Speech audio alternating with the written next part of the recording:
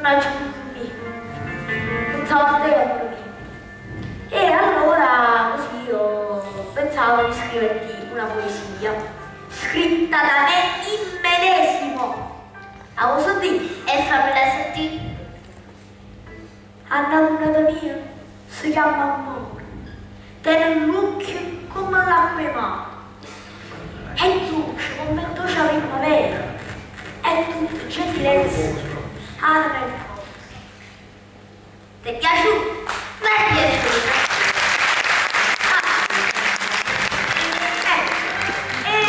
E visto che ti è piaciuto, ti voglio dedicare anche una canzone, scritta però da mio zio Lucarello. Ma che? Lucarello Portolano? Ma fammi piacere, Mattina. Ma devi sapere che mio zio Lucarello, oltre ad essere un bravo portinaio, è anche grande poeta. Comunque, non ti piace, non ti piace, io te lo voglio dire. Vabbè.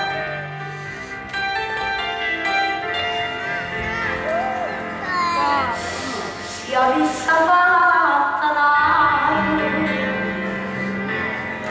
ti l'hai fatta a me, stomma da messa accesa, e non sapevo perché non basta vecchio, femmina come a te.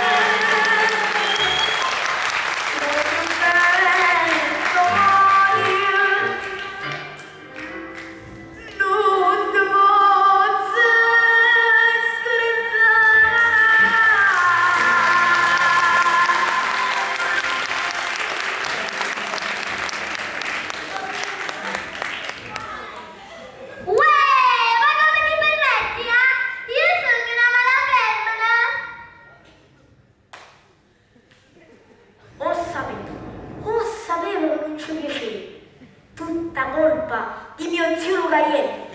Ah, quel portinaio, e a fa solo l'ordinario. Ah, che da facesse, da vissaccino, da vissa. Comunque, se io sono una mala femmina, tu sai tu sei un mezzo portinaio e quando stai davanti alla signora, gliene tocca a piede. Tiè. E mo Martino, non ti voglio più vedere.